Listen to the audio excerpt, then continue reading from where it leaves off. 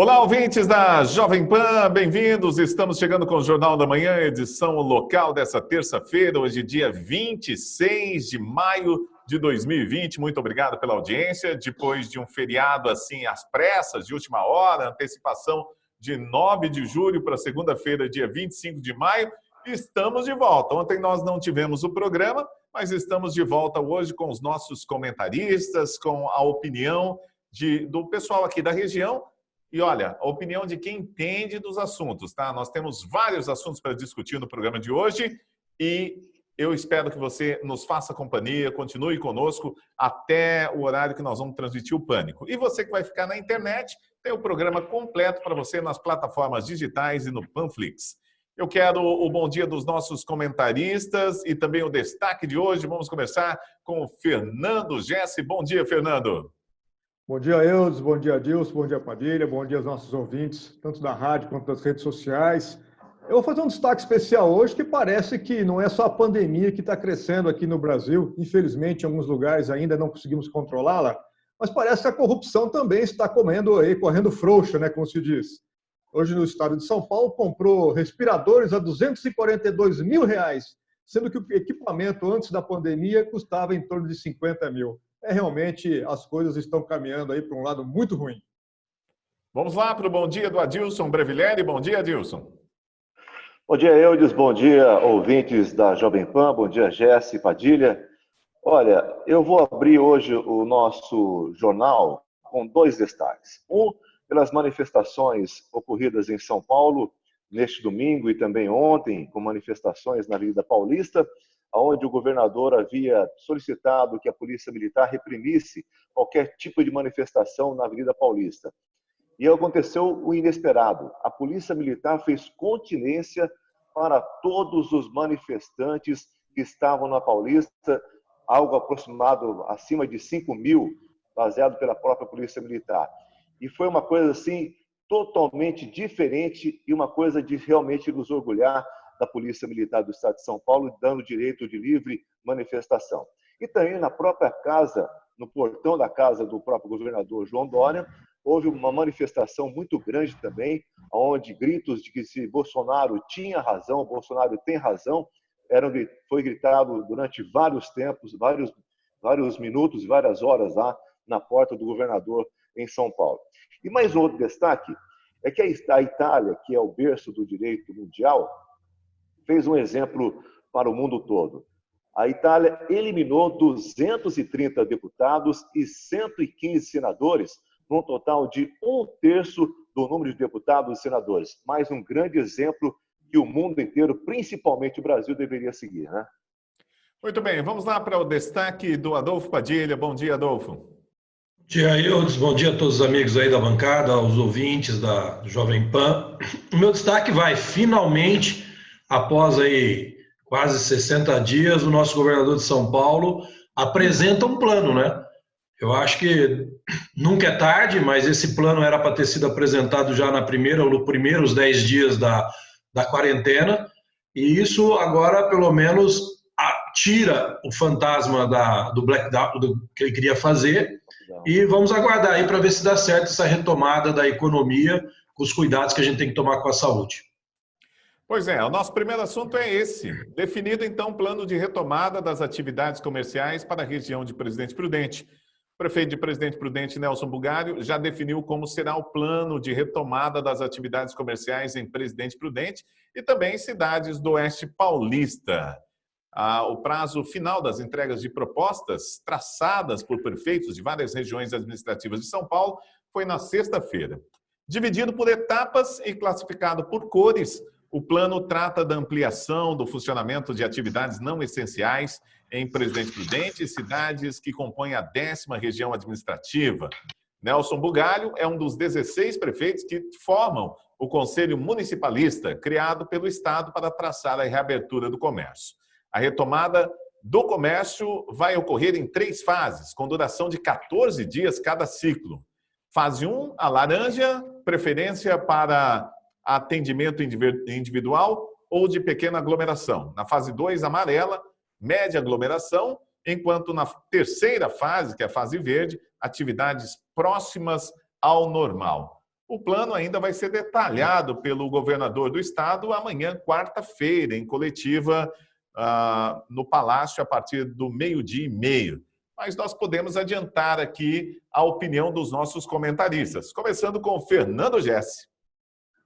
Eu acho que isso é muito importante, é o que nós já vínhamos falando há muito tempo. Não adianta só fazer a restrição, nós já estamos há 60 dias, estamos indo aí para 75 dias de confinamento social, vamos dizer assim, não isolamento social em algumas situações.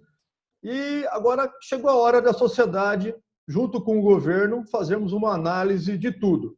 A baliza toda vai ser colocada em cima da quantidade de leitos hospitalares, não só de atendimento em CTI, mas também de UTI. Eu acho que é o que vai aí determinar se o isolamento vai ser afrouxado ou vai ser mais contido ainda. E vamos aguardar. Eu espero que a sociedade brasileira, principalmente a sociedade do Estado de São Paulo, ela tenha uma responsabilidade muito grande. Por quê? Se nós não fizermos as medidas necessárias que cabem a nós, como realmente a parte de distanciamento social, a parte de higienização, sair às ruas somente com relação à extrema necessidade, as pessoas que têm aí algumas as comorbidades, como nós falamos, fiquem em casa, tomem mais cuidado, os idosos também, peçam para que as pessoas agora com essa possibilidade de sair, que façam aí os seus trabalhos de compra em mercado, pagamento de contas e tudo mais, porque se a sociedade não ajudar, gente, nós infelizmente não vamos conseguir sair desse problema nunca. Agora, espero que o conjunto todo realmente venha aí a trazer o benefício econômico e também com relação à saúde que nós tanto precisamos. Adolfo Padilha, o que você achou do plano do prefeito? Bom, primeiro ponto A, que eu acho o seguinte, viu, Jéssica? Eu acho que a sociedade já tem contribuído. A gente nunca vai poder deixar de atribuir essa responsabilidade, como os números já demonstram, a irresponsabilidade dos governadores ter mantido o carnaval, apesar de todos os avisos que tinham, apesar de todos os comunicados que tinham e sinais que já tinham. Já tinha até pessoas, se eu não me engano, algumas pessoas já tinham morrido com a Covid aqui no Brasil. Então essa irresponsabilidade é por parte deles e a sociedade tem feito a parte dela. O que a gente acha, e eu gostaria de pontuar, como isso demonstra que o nosso Estado, de uma forma geral, está muito mal administrado, não só pelo governador, mas por muitos prefeitos, que apesar de ser uma causa nova, apesar de ser um problema muito sério, demorou muito a se pensar num plano estratégico. E esse plano estratégico, se nós tivéssemos governantes com maior nível de conhecimento de gestão de crise, por exemplo, a gente com certeza já teria um plano desse há dias atrás e poderíamos ter menos prejuízo na economia. A economia ela vai ter prejuízo em qualquer sentido e no mundo inteiro, devido a tudo que aconteceu e está acontecendo. Mas poderia ter um impacto mais controlado. Mas eu acho que o plano que agora é apresentado é um plano razoável. Eu acho que ele se baseia, como o Jesse falou, na taxa de ocupação das UTIs, que não pode atingir 80%, no isolamento medido pelo celular, que tem que ter uma média de 55%, e cada 14 dias o número de casos novos ser menor do que o número de pessoas que foram recuperadas. Eu acho justo isso e vamos torcer para que agora a gente consiga, de alguma forma, ver uma luz no final do túnel e torcer muito aí para que a economia comece a reaquecer. Vai demorar um pouco, nós vamos sentir muito isso e agora é uma fase onde todo mundo vai ter que ter muito bom senso, tanto aqueles que têm que pagar como aqueles que têm que receber. Fornecedores, enfim, todo mundo, o mundo vai mudar. Eu tenho convicção disso, que muita coisa vai mudar, muita coisa em relação comercial vai mudar, em relação pessoal vai mudar, que todo mundo continue mantendo aí as suas atitudes de higiene, cuidado, o vírus existe, é perigoso, né? Como o Jesse disse, as pessoas mais vulneráveis continuar se cuidando, se preservando, e a gente sair só se for o necessário mesmo, pelo menos até a gente começar a diminuir esse número de pessoas ainda que são infectadas aqui no nosso país, como já vem diminuindo no mundo inteiro. Muito bem, vamos lá então às informações e aí o comentário do Adilson Brevileri. Olha, eu acho que veio um pouco tarde, como o Padilha disse, um pouco tarde, não, bastante tarde, né, Padilha? Bastante tarde. E acho também que o governo não soube fazer a divisão correta. Tem algumas coisas que já poderiam estar entrando na fase laranja, outras coisas que estão na fase amarela poderia já estar começando agora também, porque a gente já tem vivido, a sociedade já tem, de uma certa forma, se comportado de maneira correta com a questão da higienização pessoal. As empresas, o comércio que permaneceu aberto com autorização para poder funcionar nesse período, já vinha atendendo todas as exigências, colocando o álcool gel em todas as superfícies onde os clientes acabam colocando mais a mão.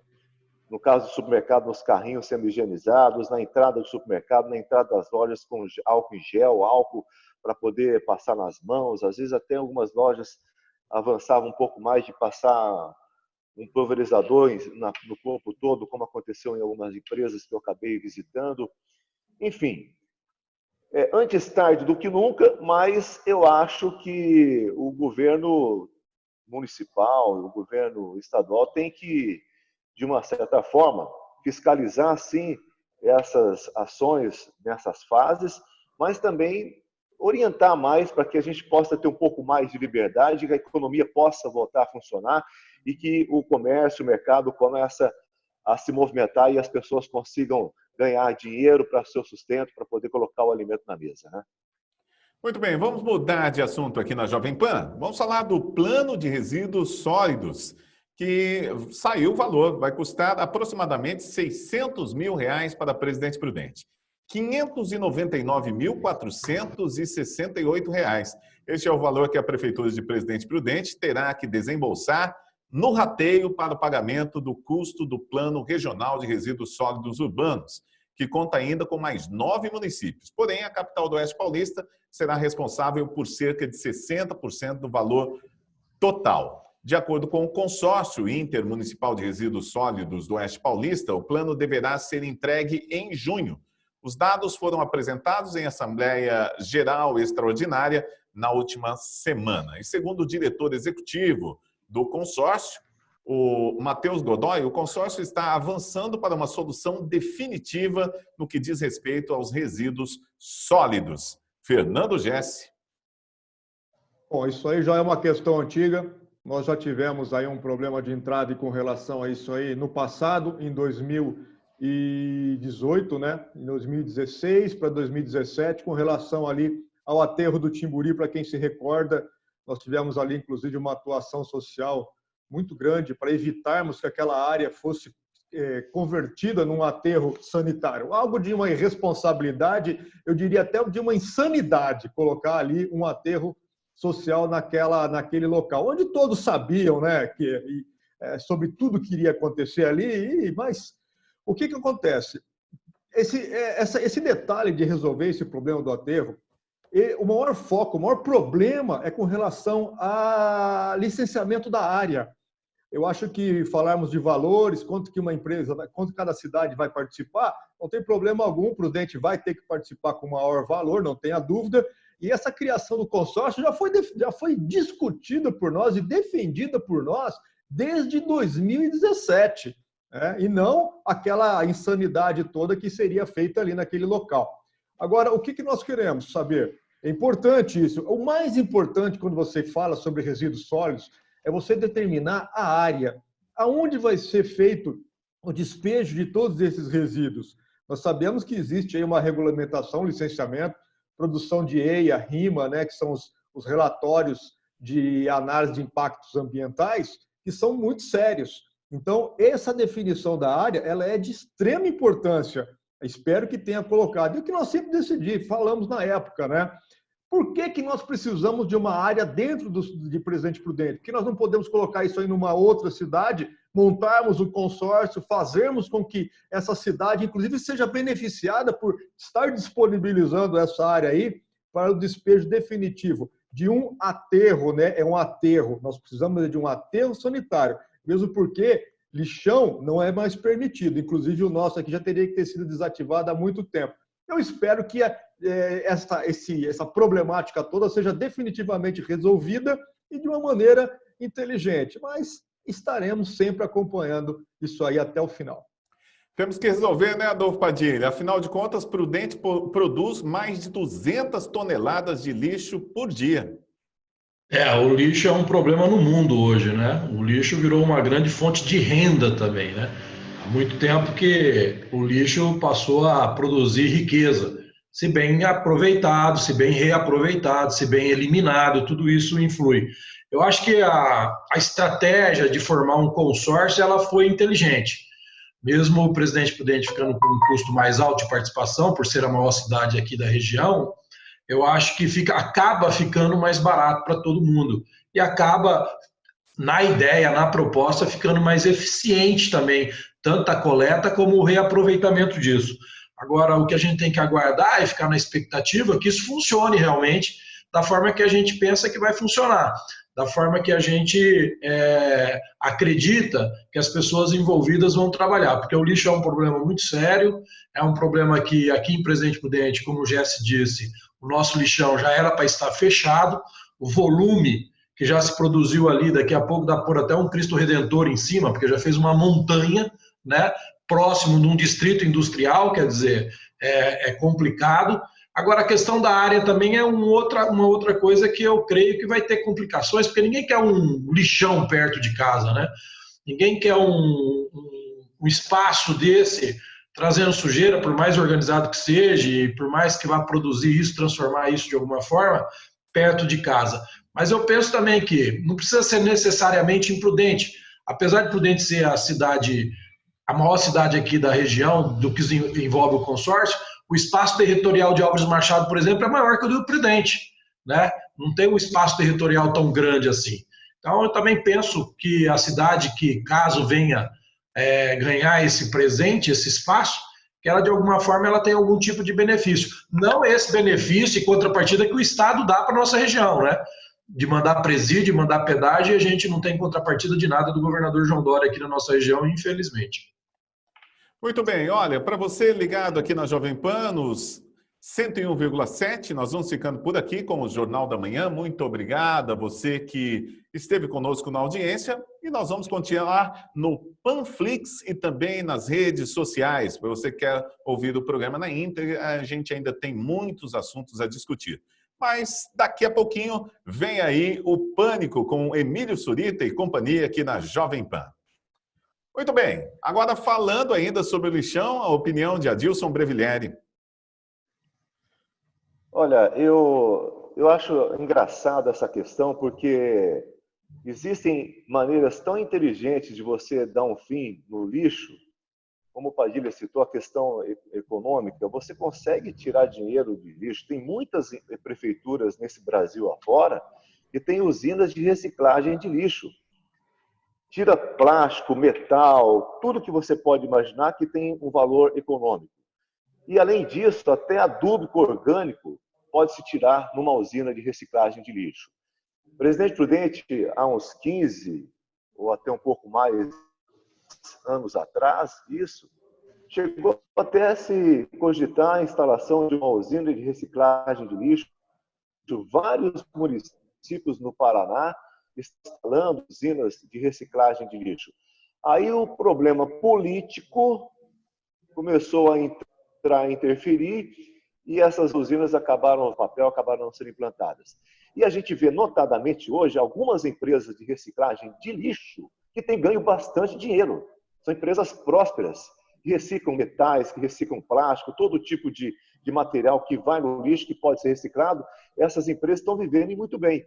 Por que o município não poderia fazer isso? Por que o município não pode fazer isso? Talvez até então, agora, com esse consórcio, coloque-se em prática essa reciclagem para poder tirar dinheiro de uma coisa que é jogada fora e reciclar e fazer a coisa se transformar em escolas, em outras coisas importantes para a nossa comunidade, né? Muito bem, você está no Jornal da Manhã, edição local aqui da Jovem Pan. Nós vamos tratar de um assunto agora que tem a ver com a nossa profissão, com os jornalistas. A falta de segurança para os seus jornalistas na saída do Palácio da Alvorada fez com que o Grupo Globo decidisse que seus profissionais não mais farão plantão naquele lugar. Apoiadores do presidente Jair Bolsonaro, que são levados a ficar do lado a lado com os jornalistas, apenas com uma grade entre os dois grupos, têm insultado de forma cada vez mais agressiva os profissionais de imprensa de todos os veículos que ali estão trabalhando. como a animosidade dos militantes tem sido crescente e sem que haja providências por parte das autoridades para proteger os jornalistas, o vice-presidente de Relações Institucionais do Grupo Globo comunicou a decisão por carta ao ministro-chefe do Gabinete de Segurança Institucional, o Augusto Heleno. Os jornalistas do Grupo Globo vão encontrar outra maneira de apurar e relatar o que se passa ali sem prejuízo do público, foi o que disse aí o comunicado. Situação complicada, né, para a profissão também. Será que tem uma solução, Radolfo Padilha? Olha, Eudes, claro que a gente não defende nenhum tipo de agressão, né? Nenhum tipo de agressão. Mas honestamente, eu tenho um ponto de vista muito particular sobre isso, porque nós estamos sendo, de fato, qualquer pessoa de média inteligência percebe que nós estamos sendo agredidos demais também por determinada rede de TV, com essa perseguição ideológica com tudo quanto é ato do governo federal. Né? A gente não pode se enganar mais. Veja bem, as redes sociais hoje, ela não permite mais que a gente seja doutrinado por uma verdade só. Né? A rede social hoje, ela não permite mais que as pessoas não tenham conhecimento do que está acontecendo.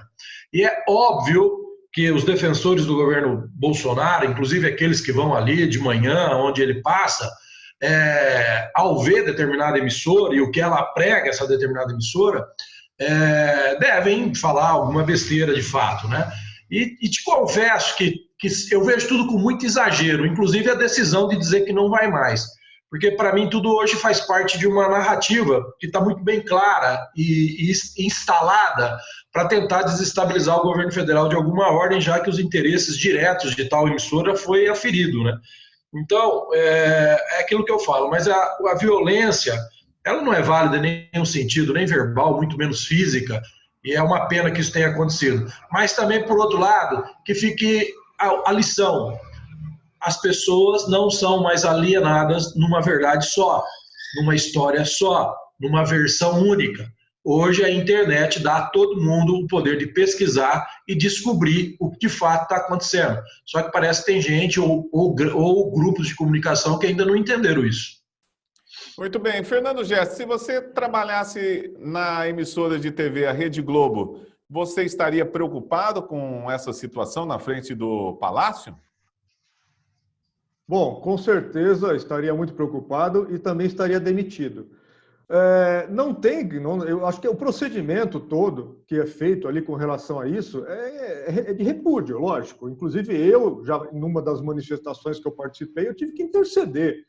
A sociedade precisa entender uma coisa. Um detalhe são a direção da emissora, que tem ali uma conduta totalmente complicada, não tenha dúvida alguma. Eu acho que eles fazem um jornal ali muito tendencioso, com algumas linhas muito complicadas. Tá? Eu acho que muitas explicações dadas por jornalistas sem ter conhecimento de causa alguma. Né? Então, isso aí é muito complicado. Agora, quanto ali o profissional que está ali na ponta, que nem nós vimos um caso semana passada de um cinegrafista que foi agredido, inclusive com o tripé, né? A pessoa pegou o tripé e começou a bater nele. Aquilo não pode acontecer uma coisa dessa. Nós temos sim que repudiar, temos que falar isso não pode acontecer, temos que respeitar. Afinal de contas, é um profissional que está ali trabalhando. Pode estar falando besteira, perguntando questões ali complicadas, para colocar o presidente ou não em uma determinada saia justa, pode estar acontecendo, sim. Agora, na minha opinião pessoal, eu acho que aquele tipo de comentário, de entrevista ali, dado todo dia, sem um preparo, às vezes o presidente já chega com uma carga psicológica, né, de pressões durante o dia de trabalho pesada, e ficar dando aquilo. Nós temos um gabinete dentro da presidência que é responsável pela comunicação. Eu acho que em alguns momentos ali, aquilo ali não está ajudando, não, na minha opinião, tá? Na minha opinião, se você... Aquele negócio, não dá para participar 100% do senso comum. Se você chega ali numa determinada situação, o cinegrafista faz o trabalho dele, e aí começa aquele tumulto, todas aquelas coisas ali que, no meu entendimento, não somam nada para o país, nós precisamos tomar um pouquinho de cuidado. Agora, com relação a esse tipo de coisa com jornalismo, é inevitável. Isso aí é de repudiar mesmo, qualquer um. Adilson Brevillieri. Olha, eu acho que aqui cabe aquele velho ditado: o pior cego é aquele que não quer ver, né? Na verdade, Peraí, cortou o seu som aí, viu, Adilson? agora que eu percebi aqui. Vamos lá. Deixa eu arrumar aqui, peraí. Tá arrumadinho, tá funcionando. Tá. Uma chance pro Decano.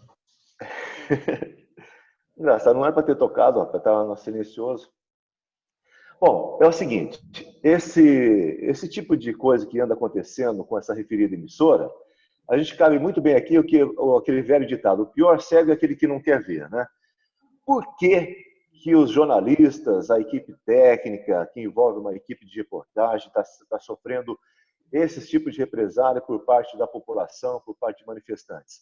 Porque tudo que essa referida emissora tem feito, e claramente, não condiz com a verdade.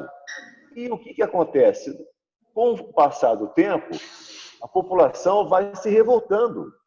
E como a única arma que a população tem para poder fazer com que a direção dessa emissora seja ouvida é dessa maneira, né? Não que eu esteja defendendo esse tipo de manifestação, de agressividade e tal, mas, por exemplo, de um manifestante chegar e falar alguma coisa enquanto acontece uma reportagem ao vivo, será que a direção não está percebendo que eles que são causadores, os maiores causadores dessa causa, eles que estão fazendo tudo que isso aconteça? Ou eles mudem e comecem a falar realmente o que tem que ser falado, a verdade tem que ser manifestada e deixar de lado o repúdio contra determinados governantes, ou até mesmo com o caso do presidente, isso vai mudar imediatamente, né? Vai mudar, com certeza. Agora, eles estão batendo e a população, a única forma que a população tem para poder se manifestar é para poder se fazer notar, né?